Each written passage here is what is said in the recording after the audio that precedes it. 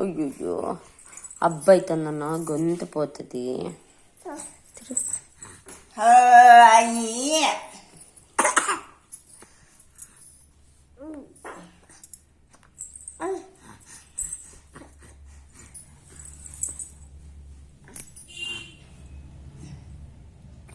కక్క కక్క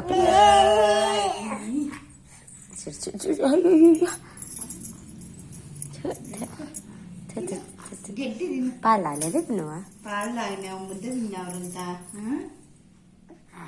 అవి సిగ్గులు అంటే దాన్ని పట్టుకునేది పీకేది. అట్లా చూడు ఎంత గట్టి పిక్కుంటాను.